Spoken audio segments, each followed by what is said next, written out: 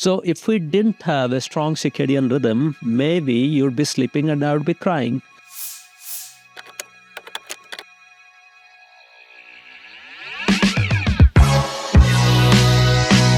The absence of disease is health, which is not true. When you first went to US and you used to come back, a lot of people will bring chocolates for their family and you were bringing multivitamins for a lot of your family members. If you have slept less, then maybe you should not take serious meetings the next day. If you finish dinner at 7 p.m., your stomach is not getting to sleep until midnight. Mice are addicted to exercise. Actually, all animals. Menstrual cycle was tied to either full moon or new moon. Almost all of us will experience replacing our corneas. Sleeping at 9 p.m. is almost like a religion. And I'm very scared of sometimes staying up till 10 or even 11. We all are little scientists in our own way. So we became their generation's Brian Johnson.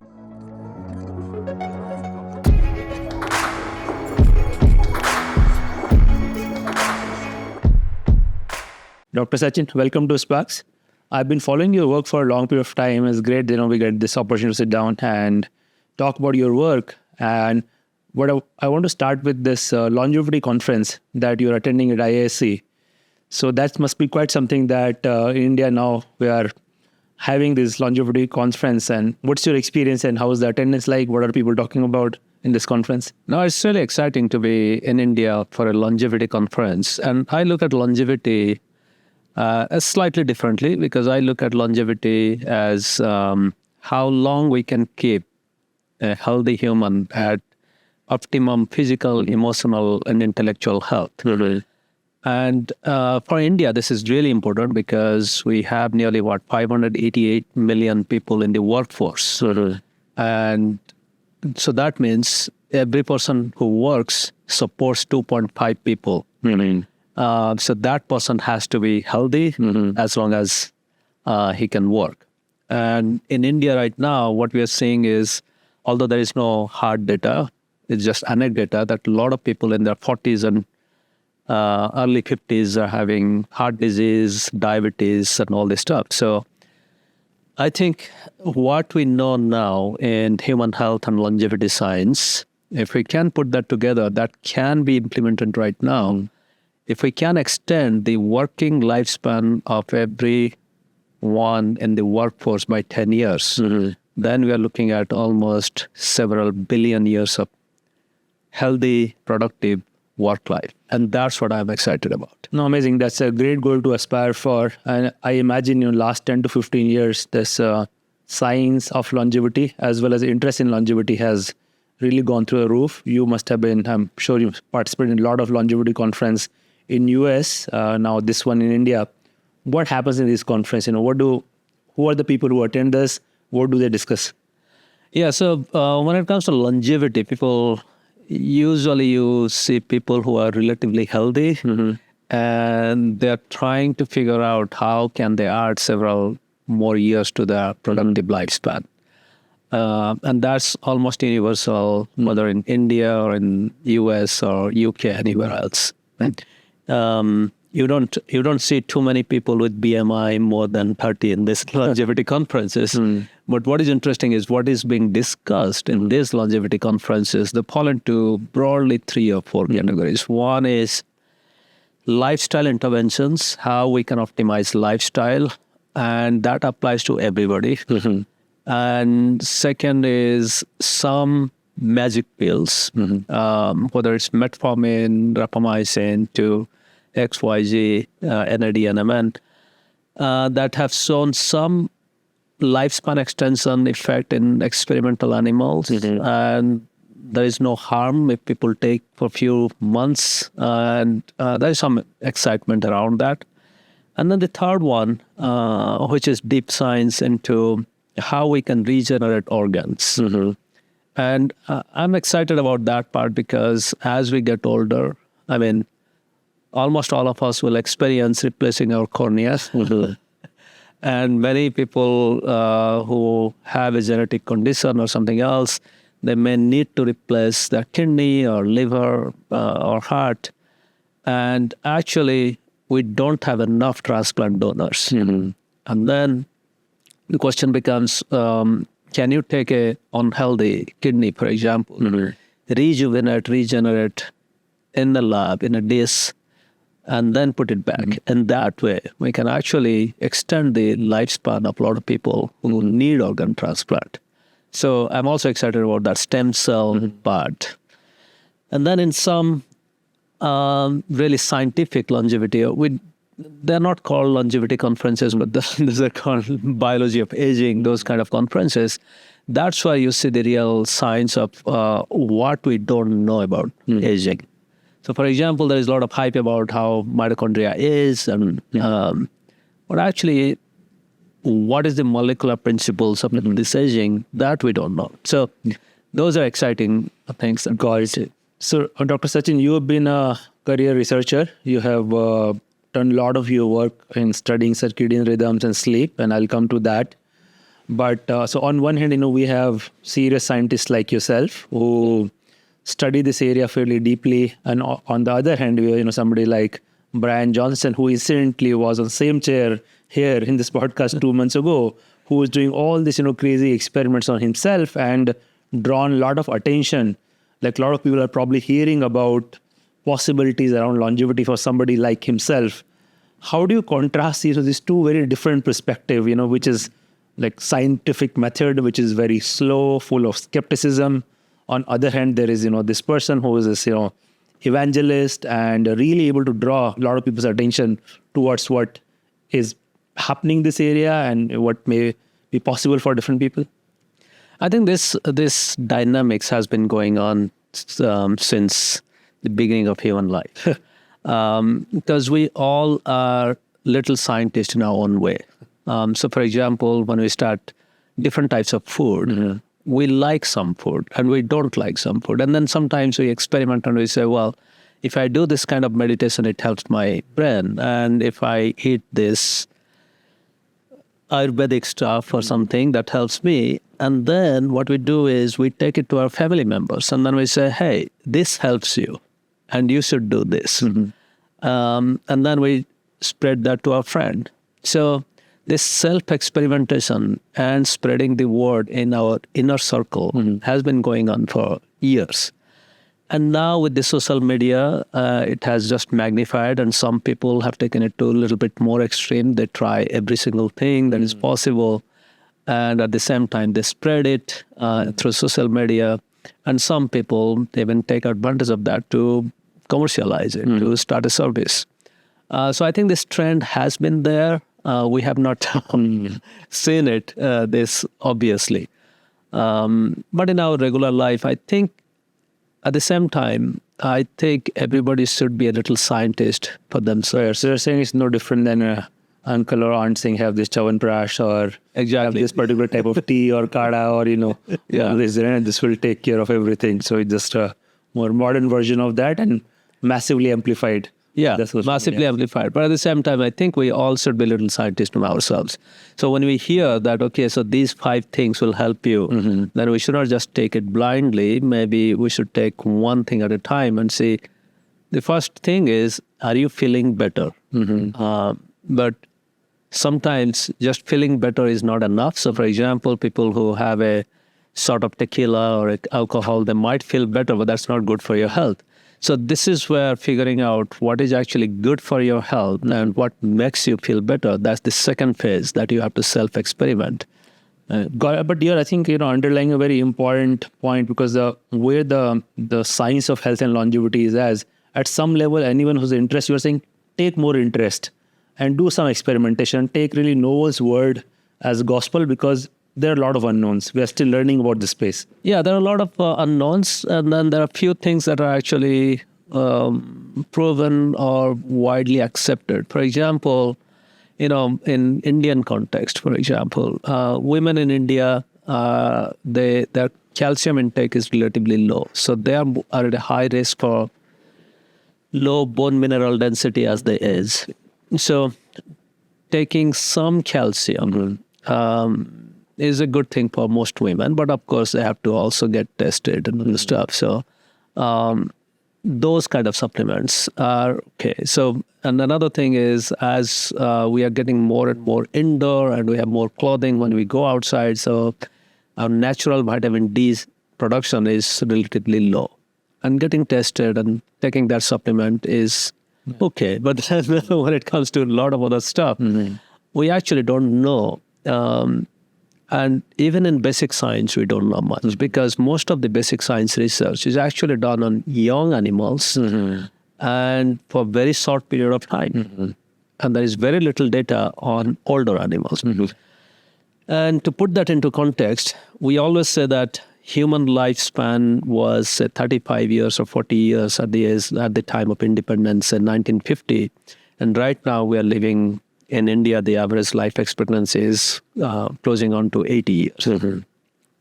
So now let's think about it. So if we take women as our model for human life, then the reproductive lifespan is, for example, suppose say 18 to 50. So that's around 32 years. And now post-reproductive lifespan is almost 32 years. Right? But most of the research that we do in basic science is either the childhood or the reproductive lifespan. There is very little on post-menopausal life. Whereas most of our disease and when you think about longevity, it's about how to extend post-menopausal lifespan. And that's where we actually know very little. But at the same time, if we flip the coin and ask, what did you learn from studying the early life that has actually helped human lifespan or human life? Vitamins, for example, vitamins and minerals, they came from studying early childhood and early development because deficiency in these vital compounds led to stunted growth of many physiological or metabolic defects. So that led to the discovery and also widespread adoption of vitamins in early childhood. So for example, prenatal vitamin pills that most women take, that's a great example of studying what deficiency can affect growth. So similarly, if we flip that coin and ask, okay, so what deficiency begin to appear after postmenopausal life? And that's what we don't understand yet. And it makes it more difficult because by the time women reach postmenopausal age or men reach say 50, 55, they've gone through so much of life experience that we are very heterogeneous at that time. So that's the challenge. Speaking of addressing deficiencies and supplementation, I remember you telling me a story that when you first went to US and you used to come back, a lot of people will bring chocolates for their family, and you were bringing multivitamins for a lot of your family members. I mean, at that time I realized, particularly in my family, means we are not from a middle class or well-to-do family, so I sensed that my grandmother and her generation, they must have had some vitamin deficiency, some deficiency. And at that time, there was no testing to see whether you are B12 deficient or B6 deficient. And I thought, well, taking a vitamin doesn't do any harm. And if there is any benefit, then why not to try? So that's how I started bringing multivitamin and calcium, because women are calcium deficient anyways. And what was interesting was my grandmother, after having started on vitamin for a month or so, she experienced some health benefits. And she was a little bit more energetic, and her bowel movement became regular, and she I would say she got addicted to multivitamin pills. And then just like she became their generation's Brian Johnson, because she started telling all of her friends that, multivitamin pills are really wonderful things and you should try. And then the next time I came, I got the phone call that, no, instead of one box, you have to bring 3 boxes of multivitamin. So that's why I'm saying that this idea of people self-experimenting, finding something beneficial and spreading the gospel within their friend circle. It's not a bad thing to get addicted to. All the multivitamins. Also, there have, probably some unknowns around that as well. But I want to go back to, your primary research focus area. So you have studied the science of sleep and especially circadian rhythms for a long period of time. How did it start? What developed your interest in circadian rhythms because in general, if you look at most of the health approach, people will talk about fitness, food, maybe meditation, but sleep hasn't been part of the discourse for the longest period of time. It has changed now for the better, and you've been one of the early pioneers. So what prompted, your initial interest in investigating this scientifically? Yeah, so if you dial back, said last millennium, so 1900s, if you look at science, science was mostly about what. Biological science was about what and why. It was not about when. So, for example, we would ask, what can you eat? What kind of exercise you can do? Or what medicine you should take to affect gene or enzyme Y. And if you think a little bit deeper, then we realize that many of the diseases are diseases of mistiming. So, for example, our cells should divide in every 18 to 24 hours. When the cells divide much faster, then it's cancer. Then your blood glucose should rise for maybe 15 to 30 minutes after finishing a meal, and then should decline and come back to normal in 90 minutes. So when it continues to rise for a long time or takes longer time, then that's diabetes. So I was interested in the biology of time. How biological systems remember time and count time. And then that's the time when I was working for International Flavor and Fragrance in Chennai. And my job was in developing vanilla flavors. And I went to vanilla fields to see how actually vanilla beans are produced. Almost all vanilla beans are actually hand pollinated. So, and that means the workers have Can you explain what does hand pollination mean? Yeah, so I'll get to that. Yeah, okay. So that means, in your garden, there are bees and butterflies that will come and sitting on flowers. And then when they go from one flower to another, they're pollinating them. They take the pollen and put them on the stigma. Whereas vanilla beans, the flower is so complicated, the bees cannot go in. And another thing is the flower actually opens at 3 or 4 o'clock in the morning. That time, again, this is a classic example of shift work in nature where the flower opens when the bees are not there. So then what you have to do is you have to essentially manually open the flower and take the pollen and put it on the flower. So that's done by hand. So that's why it's called hand pollination. Okay. And I wonder how this vanilla flower survived all these years, before. Yeah, around to do this. The yield was not very high. Very few flowers may get pollinated by chance. And to increase the yield, that's when humans... So it makes sense. So what I realized was since the vanilla beans, vanilla has to be hand pollinated when the flower opens, and it remains receptive only for a couple of hours or so. And then the flower is not receptive anymore. So the laborers would wake up maybe 2 or 3 o'clock in the morning and would come to the field with a headlamp and then go from one plant to another and then hand pollinate. And it was kind of interesting to see how flowering time is so precise. Of course, I also had a background in agriculture before that. So I knew different plants flower at different time. But what was interesting was when I was talking to the laborers, the people who were working, I realized that most of them were young. And I said, well, how long do you actually work? How many years? They said, well, after a few years, many of us develop allergy against the vanilla flower and vanilla extract. And that was really interesting that these people who are waking up very early, maybe sleeping less, and are exposed to a potential allergen, they develop this allergic reaction. Whereas people who are consuming, most of us, we are sleeping well, and then we have a vanilla bean once in a while, and we are not that allergic. So that kind of triggered my interest that maybe the sleep disruption primes our immune system to be hyperactive against something that's very benign. So my initial interest was actually to understand the other part of the equation, why some plant pollens or allergen become allergen.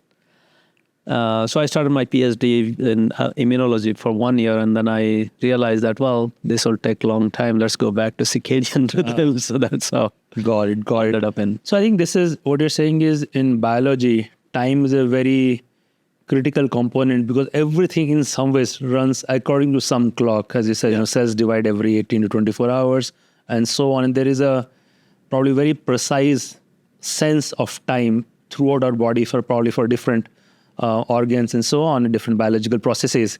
And you decide to study that deeply, which led to, the study of circadian rhythms. Maybe, right off the bat, let's first explain what is circadian rhythm, why it's called that, and, what is the significance of that. And then we'll come to how you went about investigating some of the functions there. So the word circadian literally means approximately 24 hours. Circa means approximately, dia it's 24 hours. Yes. So 24 hours rhythm. And since our planet rotates in every 24 hours along its axis, so that is predictable change in light and darkness, and warmth during the day and coolness at night. Humidity also changes. Then in nature, there is also arrival of predators and prey, they also change. So accordingly, almost all life forms on our planet have to adapt to this light and dark cycle. So that's why every life form, starting from even pond scum, blue-green algae growing on the ocean and also in ponds, to humans, we all have this 24-hour rhythms to predict when sun will come up or food will appear, and to also repair and rejuvenate when there is no danger. So this is a very profound mechanism that makes life possible on the planet. So now on an individual, in humans, for example, there is circadian rhythm in sleep and wakefulness. So just imagine we have to sleep. We have to sleep for, say, 8 or 9 hours. Hopefully 8 hours or so for adults. And if you want to imagine how life would be without circadian rhythm, we can look at newborn babies. Because in them, the circadian rhythm is not fully developed. They still have rhythms, but they don't have fully developed rhythm. So that means newborn babies are still sleeping 16 to 18 hours. But the challenge for the mom is they sleep for 2 to 3 hours, wake up and cry. And then you feed them, they will sleep and wake up and cry. So if we didn't have a strong circadian rhythm, maybe you'd be sleeping and I would be crying. So circadian rhythm actually... We still cry for a lot of things. So the rhythms actually help us then to do a few things. One is to separate incompatible process. So for example, if you want to cry, so you should be crying during daytime, not in your sleep. Or on a regular basis, for example, our bowel movement has to happen during our wakeful time. Ideally in the morning, should not be in the middle of the sleep.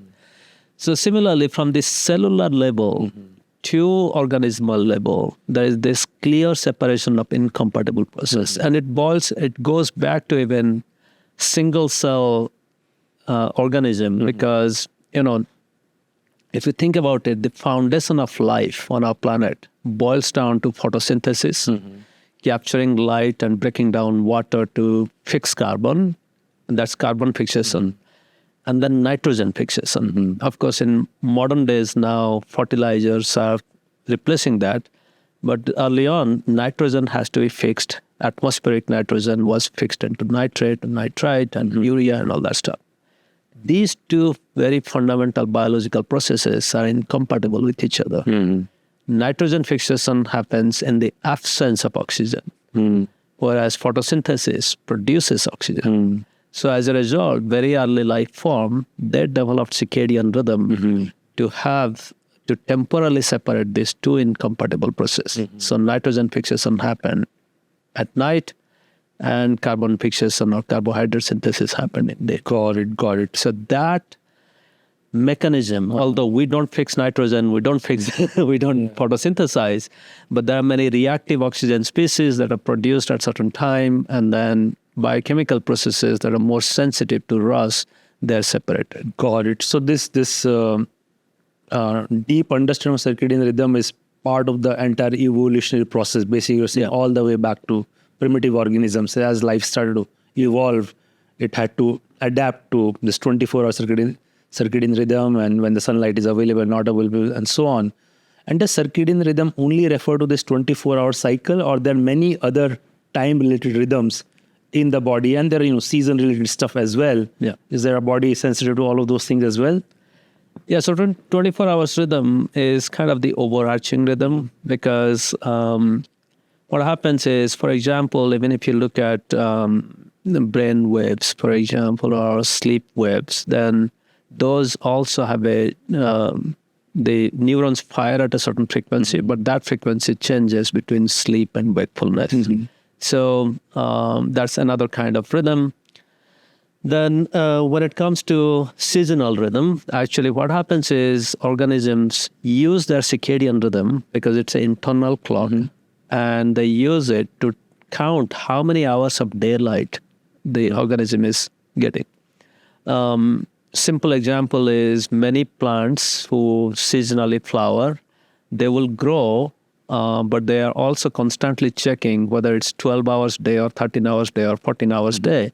So when the day begins to get longer and longer, then they realize that, okay, so spring is coming or summer is coming, they get to flower. And then migratory species, they will also use their clock to count how many hours in the day they're getting sunlight, and when it goes beyond certain threshold, then they will decide to migrate.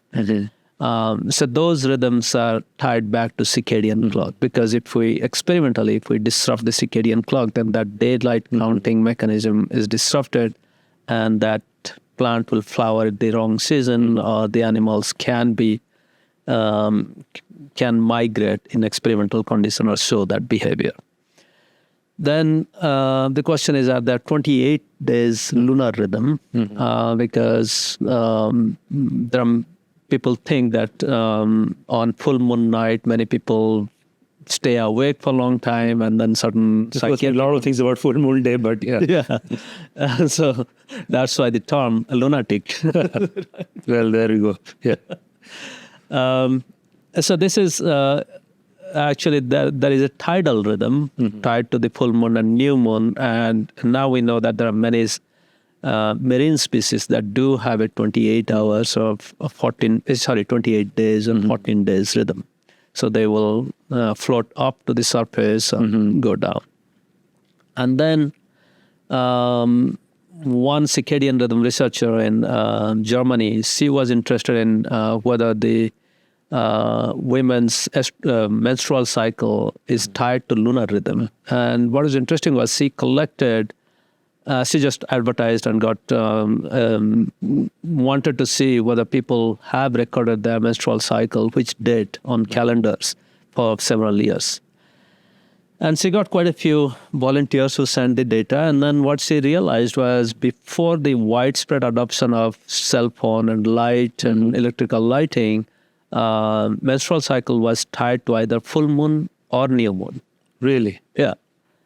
And there are even women who sent almost the entire reproductive lifespans data, 30, 35 years of data, and you could clearly see they would be tied to full moon or new moon, and all of a sudden they might flip, and that was kind of interesting that it was there.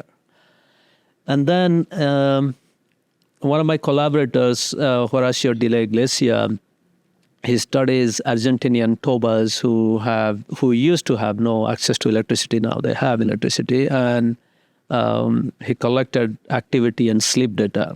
What he realized was these tobas, these ancestral populations with no access to electricity, they would be more active and sleep later, 2 to 3 days before full moon.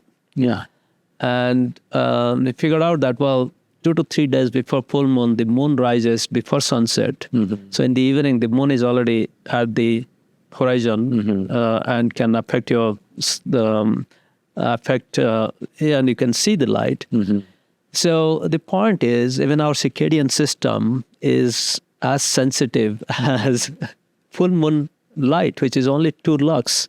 And right now we are we are sitting around at 800 lux, and 2 lux is very little. But what is interesting was he also found students in Seattle also show less sleep on full moon night, and we still don't understand, because in Seattle anyways, every day is lighted. So you're saying, this light as faint as 2 lux can affect our circadian rhythms. And now, most of us voluntarily drown ourselves in this white light at home, office, mobile phone screens, larger screens, and so on. And all of these must be wreaking havoc with, people's circadian rhythms, right? Yeah, so there are 2 aspects. One is, are we getting desensitized or getting adapted so that the moonlight is not going to have too much effect? And so that we don't know. Because we also know there is a nice study done in Australia. They found that they were just looking at how much light it takes to constrict your pupil, because our eye actually closes, pupil constricts when we go to bright light. Yeah. How much light you need to constrict that pupil by, say, 50%, or how much light you need to suppress your melatonin by 50%. They found that people can actually vary as much as 1.5 log. So that's 15-fold between 2 people. So that means you and your son may be in the same house, and your son may be 10-fold more sensitive to light than you. So that means at the same light level, his melatonin level may be completely suppressed to the extent that your son will not feel sleepy at all until 2 o'clock in the morning, whereas you might feel sleepy around 10 o'clock. That's the practical implication. Okay, let's talk a bit about how do we study all this stuff. So let's go back to your lab. I think I remember maybe 25 years ago or so, or when you started studying seriously. If I understand correctly, a lot of these studies were done in mice initially, and you were trying to really figure out some kind of sleep patterns and adaptation to circadian rhythm. So just maybe for our listeners, explain how were those studies done. Yeah, so let's just talk about mouse study. Okay. So what we do is, in typically most circadian rhythm lab, we put individual mice in a cage. They have access to food and water all the time. And there are 2 ways to monitor circadian rhythm. One is you can just give them an exercise wheel. And mice are addicted to exercise. Why is that? Somehow. Actually, all animals. Yeah? There is a nice study done in, I think, in the Netherlands. But anyways, So humans are only exception to this. I think we humans, I don't know. We still have... Well, not cult members, we have almost 1 million people who like going to work out regularly. Yeah. But I wish more people would work out here. So what mice will do is they will wake up. Mice are nocturnal, so they will sleep throughout the day. Their sleep is not like our sleep, so they sleep for maybe 3 to 5 minutes. They wake up, move around a little bit to check the environment and go back to sleep. But they'll wake up when the lights turn off. We usually put the lights on for 12 hours, lights off for 12 hours. They will wake up at lights off and then get on the wheel, run for a little bit, come back and eat their breakfast, a big breakfast, and then get on the wheel again. So they have this little wheel in their cage. There is a little wheel. They have their own personal wheel. They get so addicted that you cannot put 2 mouse in the same. They will fight for the wheels. And a typical mouse, depending on what type of wheel you have, because some wheels have a little bit more resistance than the other, they can run somewhere from 2 kilometers to 15 kilometers in a night. Wow. Just imagine. Yeah. If all of us can do that, we'll have incredible health. Yeah, 35-gram mouse running 2 kilometers every night. Why? Okay. So then the wheel is connected to a sensing device, whether it's a magnet or a clicker. So we can see what time the mouse is active. So now, suppose say one day you decide, let's turn off all the lights. So there is no light dark sign anymore.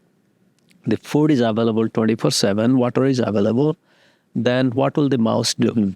So the mouse circadian clock is 23 hours, 45 minutes, the mouse that we use.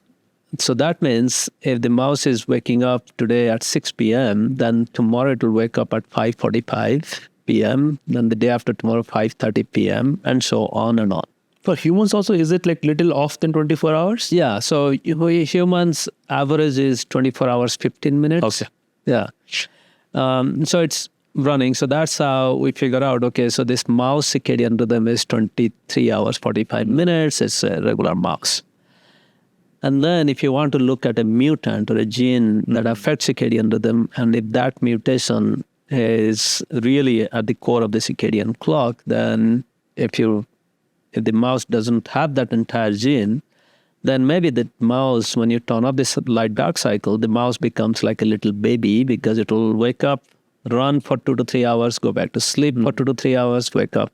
And then Or throughout 24 hours? throughout 24 hours, then you know that, okay, so that's kind of a aha moment. That is, no, okay, so I found a circadian clock gene. And actually there is one gene like that. When you delete that, when you knock that out, then that's what happens. Is the same gene in all animals, including humans? Yeah, we also have the same gene, but there is no human that completely lacks a circadian clock gene so far. We might have a small tweak. Then there are other genes. What will happen is the mouse, instead of waking up, instead of having a 23 hours, 45 minutes period, it might have a 23 hours period. So that means today it's waking up at 6, tomorrow it will wake up at 5, and then 4, 3, 2, 1, like that. So that's a we call short period mutation. This is in absence of light, or In absence of light, completely absence of light. Yeah. So now you might also have a long period mutant where the mouse will run at 24 hours, 30 minutes. So that's how all the clock genes were discovered. They mutated and then found out. So now coming to light, so what you can do, there are a few things one can do. One is even on the light dark cycle, suppose the mouse wakes up at 6 o'clock, lights are turned up. At 8 o'clock at night, you turn on the light for maybe 2 hours.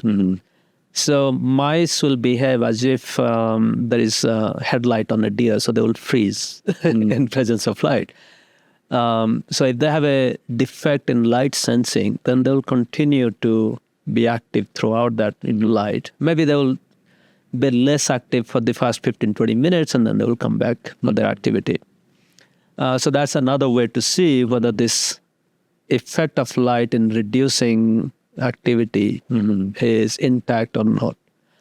But actually most sensitive one is now if you turn off all the light, the mouse is running at 23 hours, 45 minutes, and then you come back, give a light pulse 2 hours after the mouse has woken up, and give a 15 minutes to 30 minutes light pulse, bright light pulse. The next day, the mouse will reset its clock. So it will think that, well, that might be the end of the day when we give the light pulse. So the mouse will wake up actually 1 hour late. And that's a very strong assay that we do to figure out whether there is something defective in light sensing. And that's how, when the first time we discovered the melanopsin gene, and we'll get to that, this mouse did not have the gene. So instead of resetting by 1 hour, it was just resetting maybe 15 to 20 minutes. And then we knew that, there is something defective here. Right. Yeah. And some of these studies, you also figured out this some connection or health benefit of the eating window. Yeah. Depending on what time you or I guess these mouse were eating, not eating, it affected their overall health. Yeah. So that's a slightly different kind of experiment where, again, the idea is very similar. So as I said, we give them food ad libitum. Food is there 24/7. So most experiments are done with healthy food. What is healthy for mouse? And that means they have maybe 10 to 15% protein, and then 15 to 20% protein, and less than 15% fat, and then some healthy carbohydrate with fiber. And in that condition, the mouse will eat 85% of food during nighttime when they're awake, and maybe nibble a little bit. Just to be clear, for mouse, nighttime is awake time. So people listening to it should not think, that for human circadian, it was the exact opposite. We like to be awake when there's light. Yeah, so that's what happens. But then people in obesity and nutrition research, they don't pay too much attention to circadian rhythm. So they replace that healthy diet with what we call high-fat, high-sugar diet, where somewhere between 40% to 65% of calories come from fat, and maybe 10 to 20% calories come from simple sugar like high fructose kind of sugar, and then the rest comes from a little bit of protein. Basically, what's known as standard American diet. Yeah, so we call it the Western diet, which is 45% fat and 100%. So what is interesting is all these obesity researchers, they just put that diet and then step away for several weeks, and then the mouse will become fat. They'll develop signs of diabetes, type 2 diabetes, liver disease, and all these bad things will happen. High cholesterol, high blood pressure, all these things will happen over time. And around 2007, that's when another researcher, Joe Bass from Northwestern University, he just did a very simple observation. He asked, okay, so when there is high-fat diet, since he had this same wheel-running assays, what he realized was mice were actually waking up more during daytime when they're supposed to sleep, and their activity was slightly higher during daytime. And then he asked, well, if they're waking up, what are they doing? And then they figured out that they are eating actually more food during daytime, which is equivalent to us eating more food at nighttime. So instead of eating 15% of that diet during daytime, they're actually eating 30 to 40% of their food during daytime and 60% at nighttime. And then he published that saying how high-fat diet causes disruption to our feeding fasting cycle. But we asked, so whether it's the high-fat diet or mistimed eating that is causing obesity. Because from circadian rhythm point of view, we know that when mice sleep or we sleep, that's when we have a very different genetic program because the clock regulates many genes that turns on and off. And we are supposed to be burning fat. But if there is food, then that fat burning process stops, and then we tend to store fat. So that's what we got curious about. And then what we did a very simple experiment where we gave them the same high-fat diet. Actually, initially it was 63% fat, which is equivalent to eating all your food from ice cream and chips. Okay. Some people won't mind it, but I not recommend it. Yeah. And then we had two groups of mice. One group actually ate ad libitum, just like all the obesity researchers do. The second group, we gave them this food during nighttime only for 8 hours. So what we do is we'll give the food, we will transfer the mice from fasting case to feeding case for 8 hours.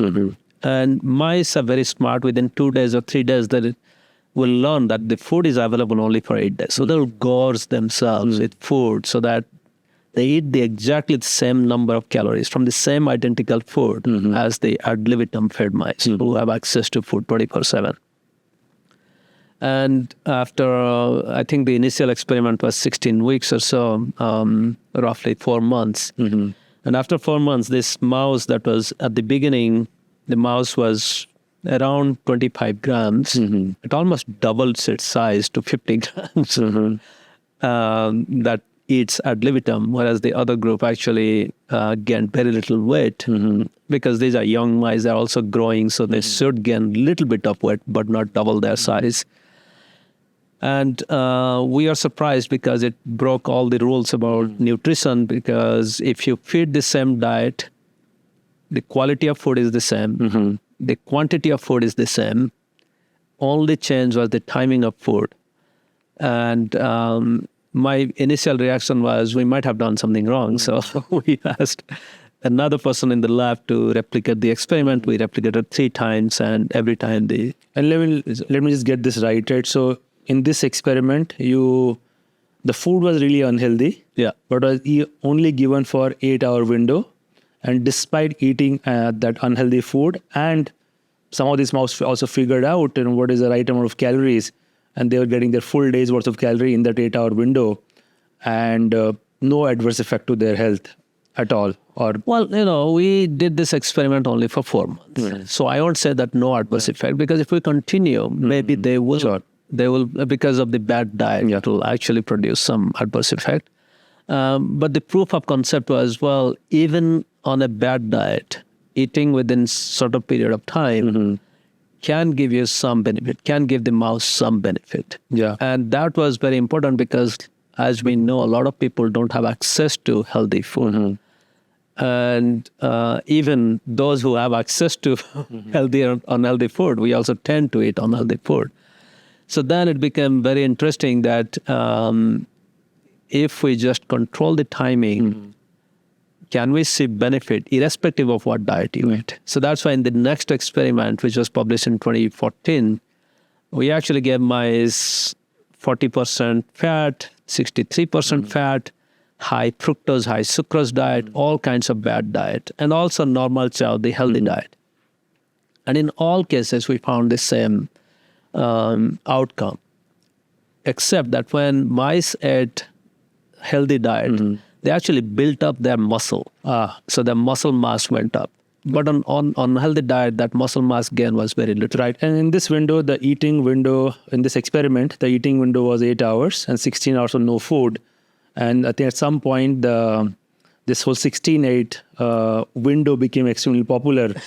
I practice it now. I have a 8-hour eating window. Definitely not inspired by some mouse in San Diego. But it was, I think I also remember you saying somewhere, it was almost an accident because it easily could have been 10 or 12 hours also. It just based on the graduate students who were working on this experiment, which what their own life needs resulted in this 16-8 window. Yeah, actually, it was the grad student and me. We both were changing cages, and then we'd take turns. He would change cage during the weekdays, and I would change cage in the weekend. And actually, for convenience, what we did in the animal house, we flipped the light-dark cycle. So during the daytime, it was night for the animals, and vice versa. And if you think about it, during daytime, we typically are at work for 8 to 9 hours. So Christopher would come and change the case at the beginning of the day, and then again after 8 hours he would change the case. So he was in lab for 9 to 10 hours, and then he would go home. And then in the weekend I would come and do the same thing. So 8 hours was actually, means it was not empirically determined. We didn't do 6, 7, 8, 9, 10, 11, 12. So initially, as soon as we published, I remember we published in 2012, maybe May or so. By November, December, there are already books about 8-hour diet, 8-16. And then I was cringing. I was like, we even don't know whether it will benefit humans, and we don't know whether it will be 6 or 10 or something. So by 2014, when Amandine Chase is a French researcher, she actually did the empirical studies. She did 8, 9, 10, 12, 15 hours. And for mice, what we found was 9 hours of eating or 10 hours of eating was as good as 8 hours of eating. Because these mice also built up muscle mass. And when we put them on treadmill, then they also outran mice that ate normal chow ad libitum. So all those benefits are very similar. At 12 hours, it's really, you are on the knife's edge. Sometimes you see benefit, or sometimes you don't. Got it. So somewhere between 8 to 12 hours of eating window. And that's for mouse. And just to be clear, I think I don't know what is the data about the human studies, whether we have done or not. But some of those early experiment is what made it very popular and started to get headlines. And a lot of people around the world now follow intermittent fasting, which has some validation from our ancient science as well. So Sachin, we were talking about how these mouse studies initially led to this interest around intermittent fasting. But I remember when I think I visited you in your lab, you showed me this book called The Oldest Cure in the World, which is, I was not aware. You said that's also fasting. And culturally also, a lot of traditions around the world have known that fasting is really good for you. That's why we see fasting is a big part of religious ceremonies, traditions, so on.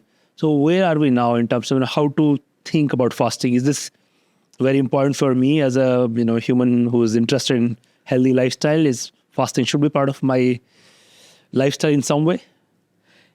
Yeah, so there are various forms of fasting. So for example, right now we are in the middle of Ramadan, and that's a whole day of fasting without water even.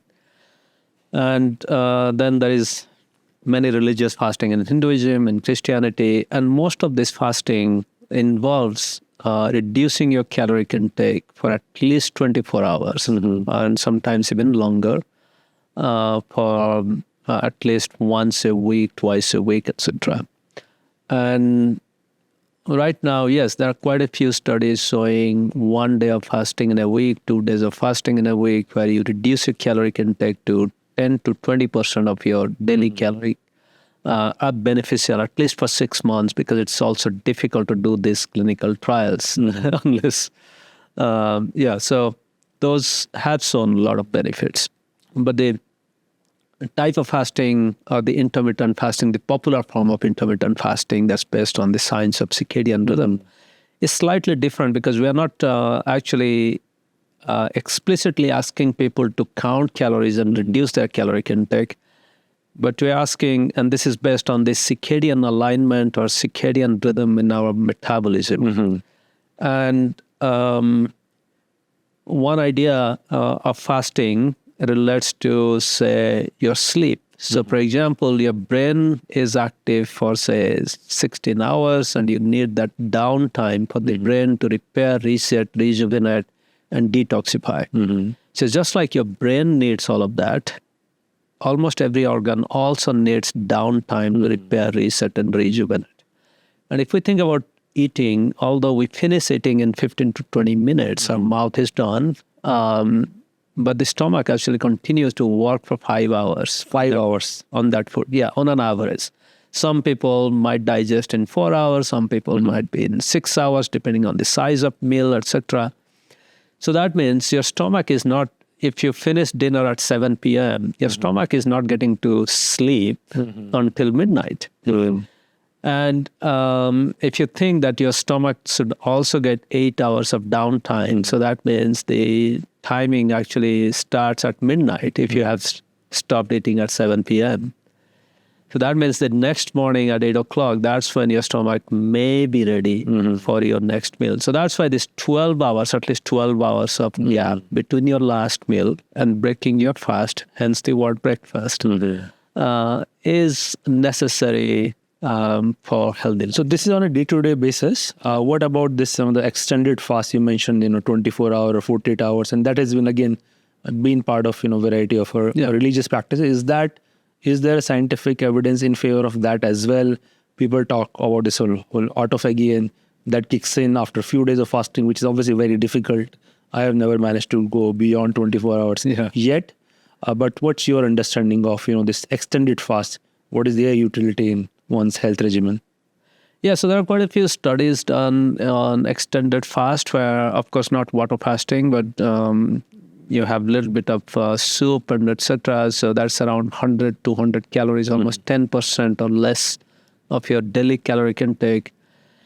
And people have been doing it for a month sometimes. And there is a famous German clinic where people check in, and there is a long line to check into this clinic. Yeah, I think Lanzerhof. Yeah, mistaken. Yeah, and those people show a lot of benefits.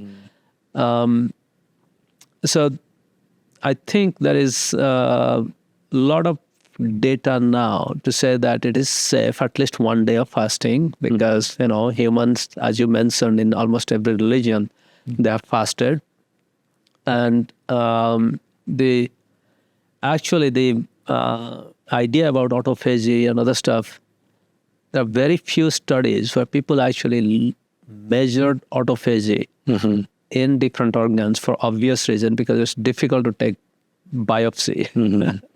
And there are very few blood markers of autophagy. And I think that's a little bit, I won't say overblown, but extrapolated from animal studies. But the bottom line is, yes, there is some benefit to at least 24 hours of fasting. Coming to extended fasting, 4 or 5 days or so of water fasting, again, I won't say it's recommended for everybody. because people who work, people who are students, people who are, so they cannot do extended fasting, and pregnant women cannot do, women who are caring for their children, they cannot do. I experiment with everything. So I have done up to 8 days of water fasting. Water fasting is only water. Or Yeah. no? Only water. Yeah. Means I experiment on myself. So I had a continuous glucose monitor, and I was checking my ketone level to make sure that I don't get into ketoacidosis. And you went to 8 days straight, or you first experiment with 3-4 days? Yeah, I have done 3 days first. So I do it maybe once a year, once in 2 years, something like that. It's not something I can do when my wife is in town. So only when she is away. I'll give her a break. So yeah, she'll be more welcome. Yeah. But say one of the things, going back to circadian rhythms, one of the things which is a huge disruption of circadian rhythm, those of us, travel, around the world, you suddenly, transplant yourself in a very different time zone and so on. So that's, what does science has to say about that? How disruptive that is to your kind of overall health, and are there any ways to mitigate that? Yeah, it's a very interesting question, because we should not always say that any circadian rhythm disruption is bad for your health, because the whole human civilization, the single thing that sets us apart from all other animals is controlled use of fire. And if you go back to 100,000 years ago, 120,000 years ago, when we first controlled fire, the first thing that we did was light up the evening. And when we light up the evening with a communal fire, the first thing we did was to get together and talk about society, science, philosophy, performing arts. So the cradle of human civilization lies in extending the day and reducing our opportunity to sleep. And then the next thing that came was explorers who actually explored to distant places by staying awake throughout the night, navigating through the stars. And if you think about the next phase, most of the businesses these days actually exploit 24 hours production line or supply chain that actually has to move throughout the night. So the bottom line is the wealth creation and conservation of human health, for example, healthcare workers and all that stuff, it requires some segment of the society to stay awake throughout the night or disrupt our circadian rhythm. So now the question is, how do we strike the balance between creating wealth and sustaining health? Yeah. And this is where understanding circadian rhythm will actually help us to mitigate the downside or the adverse effect of circadian rhythm disruption, because as we all know, you just can't stop traveling. You can't just tell all your clients and all your friends, no, I got to go to sleep at 9 o'clock and nobody should disturb me before 7. So this is where I think understanding how our circadian rhythm resets naturally, and can we accelerate that process? Or if we don't have any control over our food, then maybe we'll reset slower. And if we combine food and light exposure optimally, can we reset? Can we reduce the adverse side effect? And I think that's the question. That's the question that the field is trying to answer to. And do we have some answers? Yeah. So, for example, as we learned how light resets our circadian rhythm,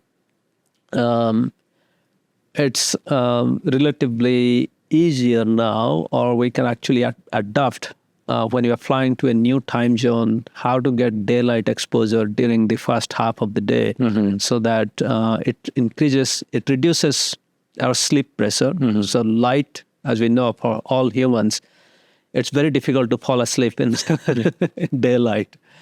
And second, it increases alertness, reduces depression, so our executive function goes up. And then the third thing is it actually resets our circadian rhythm much better.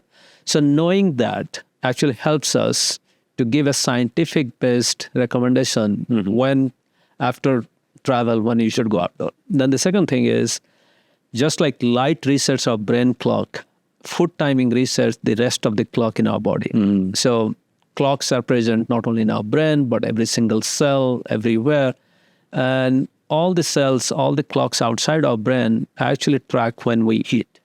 So that means when you're traveling, actually in flight, for example, I try not to eat. If it is less than 8 hours flight, then there is no need to eat.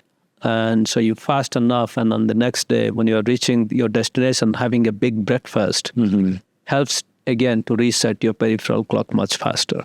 So these are some of the tricks that we are learning how to manage circadian disruption with less. Got it. And that is a jet lag that comes from travel long distances. But you talk about this thing called social jet lag also. Yeah. What is social jet lag? Yeah. So essentially in jet lag, what you're doing is you're staying awake beyond your usual sleep time, and that is disrupting your circadian clock.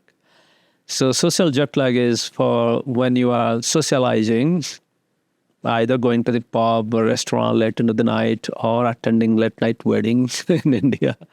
Then even if you do it one day, suppose say in the weekend you stayed up till your usual bedtime is 11 and you stayed up till 2 or 1, then your body is actually thinking that you are in a different time zone.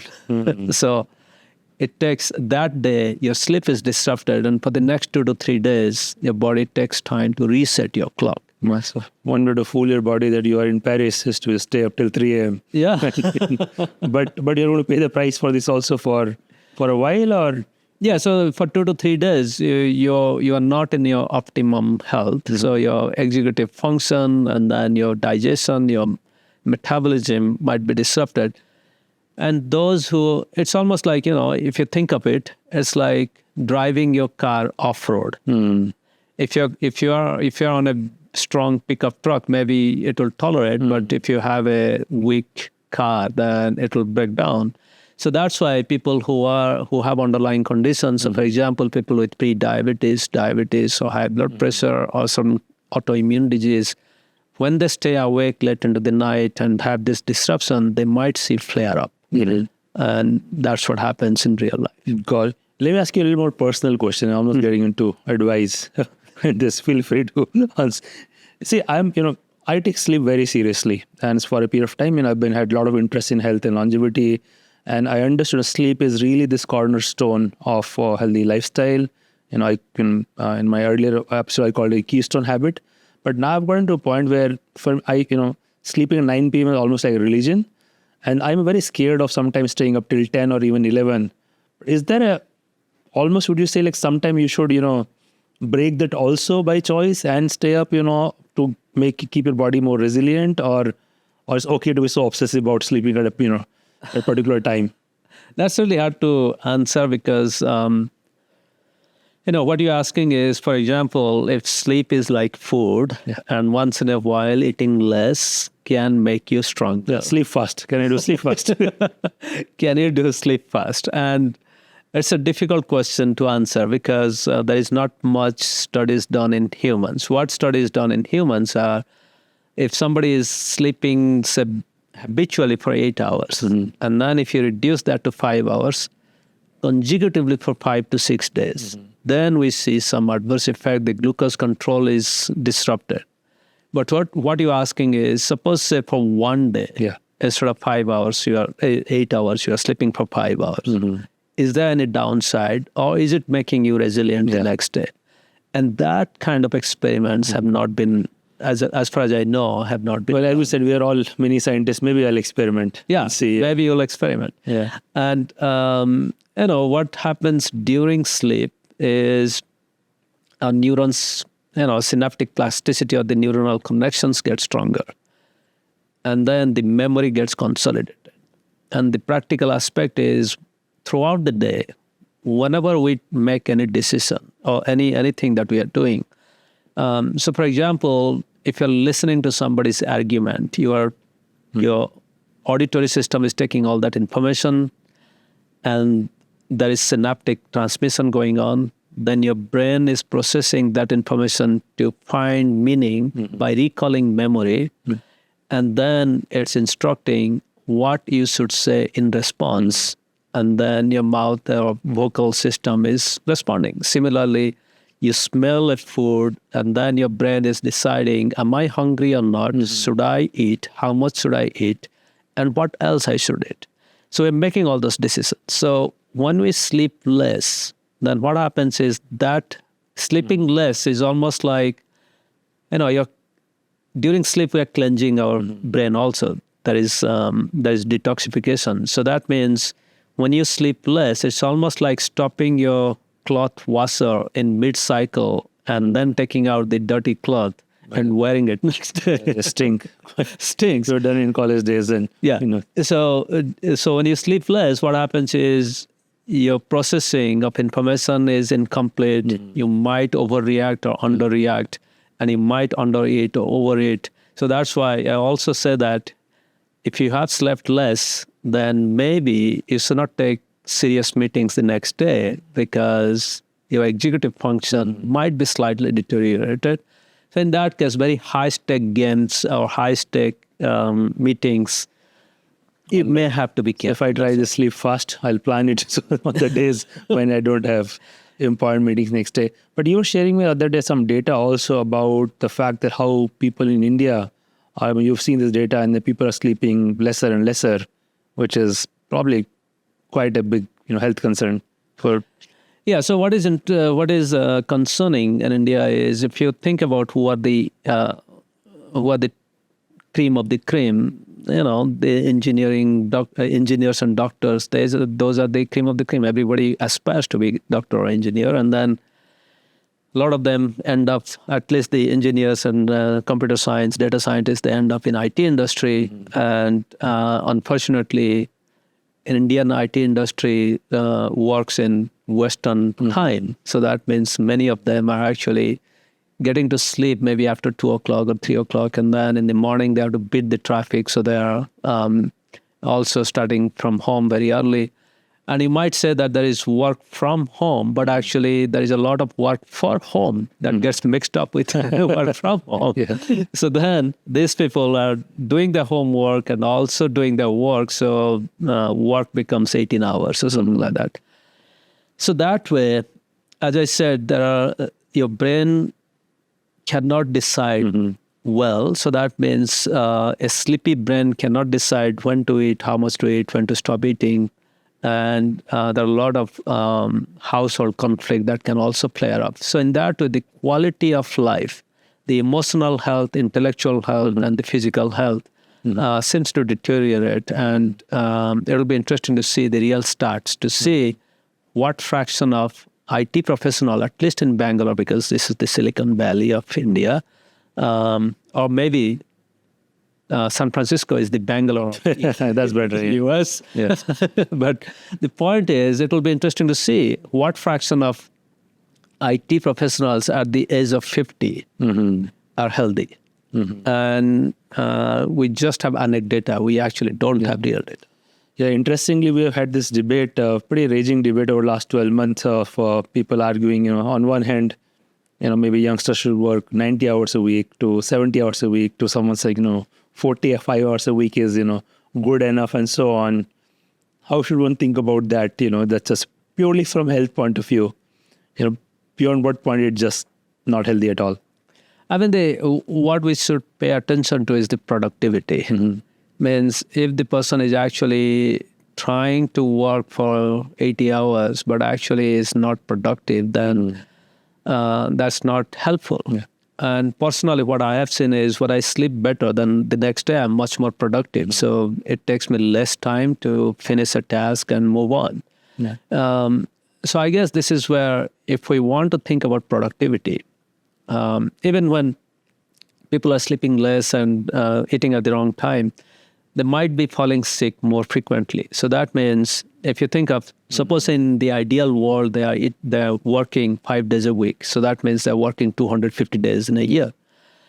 And if they're taking, say, 8 days of sick leave in a year, and now if they're more productive, more health conscious, and they may be taking 6 days of sick leave. So that means there is 1% increase in productivity.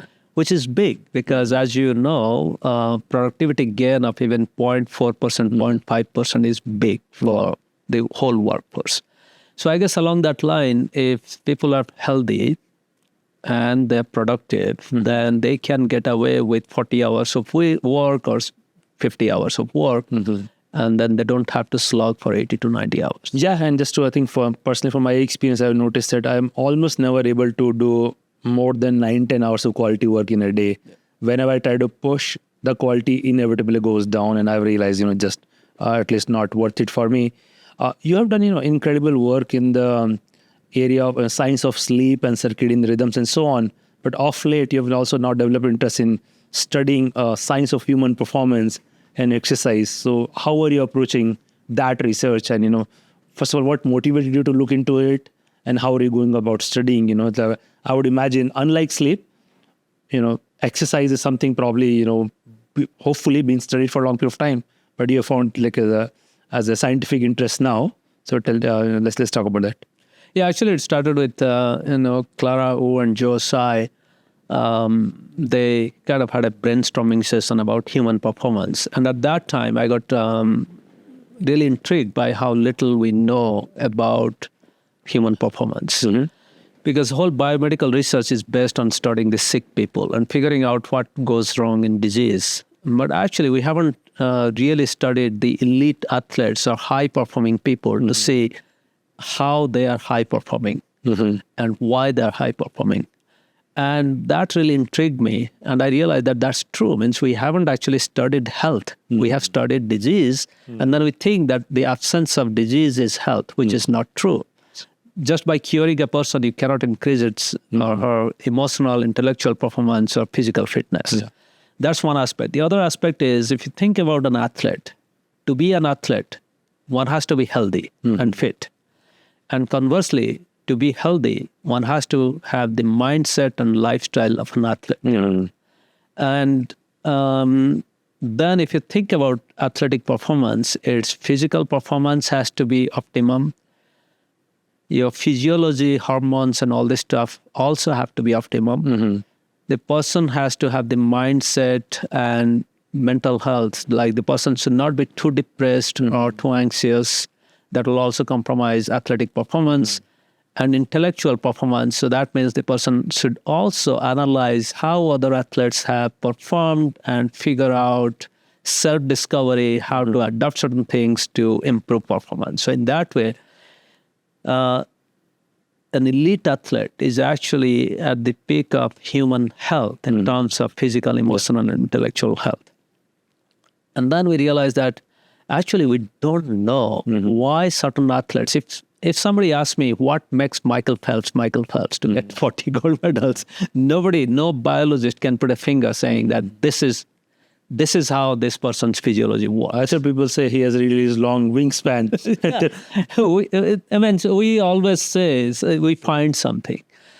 So that really intrigued me. And then the second thing that we realized is most of the athletic performance or exercise physiology has been done on young male college students or athletes.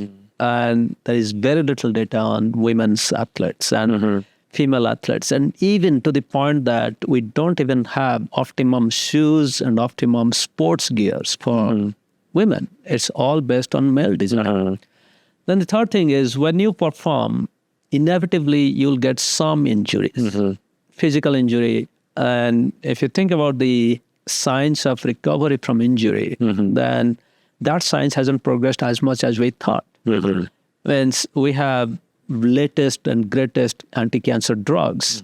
But if you break a bone, you still go back and put a cast and then pray, or they put a screw and a plate. And that recovery process, or if you sprain a leg, or if you have a rotator cuff injury, you still, we don't have any advance in injury recovery. So that's why I got really interested in what is the physiology. There is so much to answer. So for example, by exercising, why our heart function improves, why our lung capacity improves, and is there an optimum level of exercise? Where do you say this is enough exercise and beyond that it's actually exhaustion? So just like calorie restriction, you can restrict calorie to some extent, and beyond that, it's starvation. It's putting adverse effect.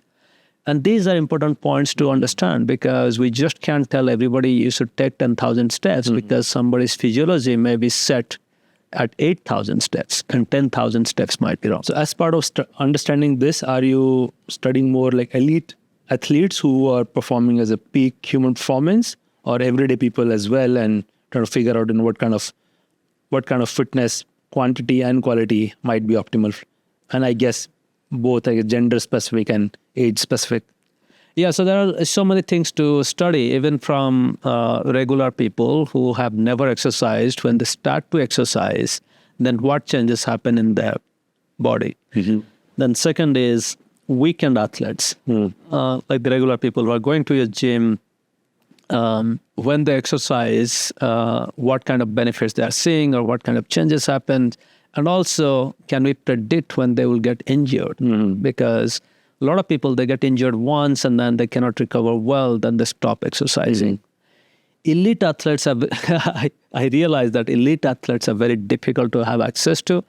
And now I realize why biomedical research is driven by patients, because patients are willing to give their blood samples, their tissue samples. They're desperate for, please take whatever you want. Please take whatever you want and please cure us. Yeah. But the elite athletes, they are fearful that even if we take 5 ml of blood, maybe hemoglobin level will drop. So it's a little bit difficult to study elite athletes. But what we can do, and what we're doing, is we make mice elite athlete.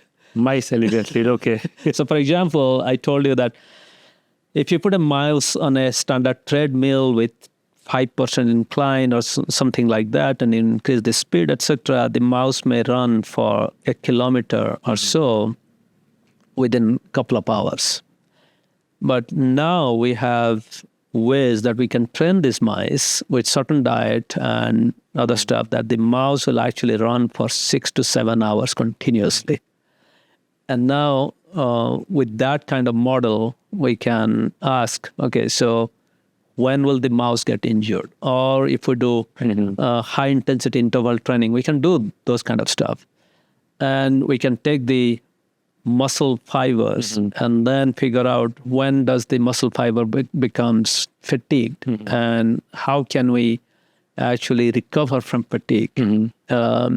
Then, as I mentioned, we need absolutely balanced nutrition for physical activity. And we don't know what is that balance. And for example, exercise is good, calorie restriction is good. But if you combine those two, are they good? So what we found is there are nearly 40% of athletes who actually eat less than how much they spend during exercise. And these athletes are at a high risk for many diseases, and it's called relative energy deficit syndrome. And for women, it's very obvious because they have irregular menstrual cycle, or many of them become amenorrheic. They have low bone mineral density, they develop anxiety, and a lot of very different things. And as you can imagine, it's really difficult to get samples from athletes who are at a low energy deficit or high energy deficit. So we made a mouse model where we make the mouse run and then give them progressively less food. And now we are understanding what is the molecular and cellular basis of how this low energy deficit affects. What you're finding is, for example, the heart is affected, the kidney is affected, and part of the brain that's involved in depression and anxiety, that also lights up. So these kind of stuff actually help us to model the mouse, and now we can go back and give the mouse certain nutrition or certain kind of recovery to see how can we bring this red mouse back to normal, and can we translate to human. On a lighter note, if you take this elite mouse athletes and put their video on YouTube, it will generate enough funding for your research. I think people like watching this kind of stuff, probably more than this podcast. I think it's a very important area, and as if we can really learn something from elite human athletes or mouse athletes, and develop protocols, and also maybe how to combine these things, because these things are still very disconnected. You talk to somebody about exercise, somebody else about food, almost nobody about sleep and so on. But I think it's all body is just one system, and all this, there are probably multiple feedback loop both ways going across all of these mechanisms. So I think it's very important. Yeah, I think this is, at the end of the day, is the quality, quantity, and timing of sleep, nutrition, and physical activity that defines our health. Yeah. Let's talk a bit about where we started this conversation, this whole field of longevity. Now, at some level on longevity, boys, people use this term lifespan and health span, and after you have seen pretty much, I think, nearly everything that is being done in this area. Where are you on that? Are we seeing any signs to be optimistic about actual human lifespan increasing? And simultaneously, what are the possibilities? What are people like you and me aspire for in terms of our health span increasing? Yeah, so this is where my personal, it's not, I'm not speaking on behalf of a scientific field. My personal feeling is most of us can adopt optimum sleep, exercise, and nutrition to be healthy without any medication after the age of, say, 50, 55, until in a different way to put, until our kids go to college. Okay. And then job is done. No. So then, after 50, 55, being South Asian males, we both are at a high risk for various metabolic disease because our pancreas slows down. We're at a high risk for building up cholesterol and blood pressure. So between 50 and maybe 65 or so, this is the time when optimum sleep, nutrition, and physical activity may not be enough. You may have to be on a pill, whether it's statin or whether you're doing Ayurvedic or whatever you're doing. You might have a therapeutic option, pharmacology, but that, along with your optimum physical activity and everything else, should still keep you within the normal range for up to, say, 65 or so. And then between 60 and 70, certain organs, for example, some people might need some extra dental care, some people might need the cornea transplant and all that stuff. And beyond that, I think from 70 onwards, one might need second pill or may still be okay with one pill, or maybe if you really, so this is where the longevity science, if we can figure out what is actually deficient in our body or what happens in our digestive system. For example, many people cannot digest protein well after the age of 60 or 70. And in that case, can we bring some supplement, not the regular supplement right now, but for example, supplements or change of nutrition that will actually help us digest our food well. So that means right now the rule is as you get older, you should eat more protein. But actually, if you're not digesting that protein, we're actually feeding the bad microbiome to ferment that protein. But if we understand that part, how to absorb and utilize nutrition just the way we used to neutralize before the age of 50, then that gives us another 10 years to live healthily. And I think in that way, the science of physiology, human physiology and longevity is there that we can implement now to stay healthy and productive. Not only healthy, but productive, have intellectual and emotional health optimum, maybe to the age of 80 easily. And I think beyond the age of 80, this is when your genetics will play certain roles, maybe 25, 30% role. And then your lifestyle and nutrition will play the rest. And that's when, if any organ is failing, this is where the stem cell regenerative science will help. Right. Yeah. If you look at this age, period of 50 to 80, it's almost, same amount of time that from your college graduation to 50. Yeah. So nearly another lifetime worth of productive years that nearly everyone have in their control if we just follow and adapt what we already know.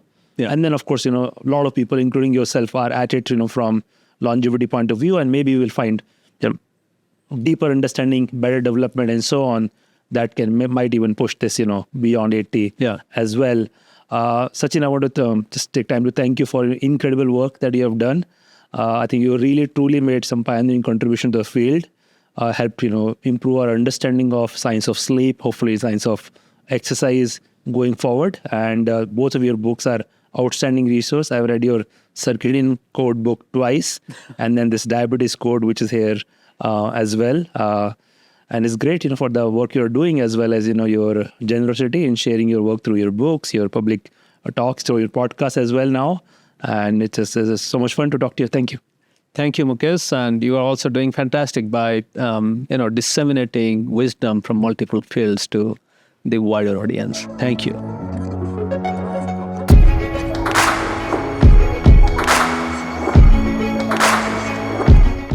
At SparX, we aim to bring to you stories of exponential impact. We share in-depth analysis of what goes behind success stories. If you find our conversations interesting, you can join us by subscribing to our YouTube channel. You can also listen to SparX on Spotify, Apple Podcast, or any other audio platform of your choice. If you have any suggestions on who we should invite or what topics we need to cover, just let us know in the comments. We are always listening, looking for ways to improve, and keep getting better as we go along.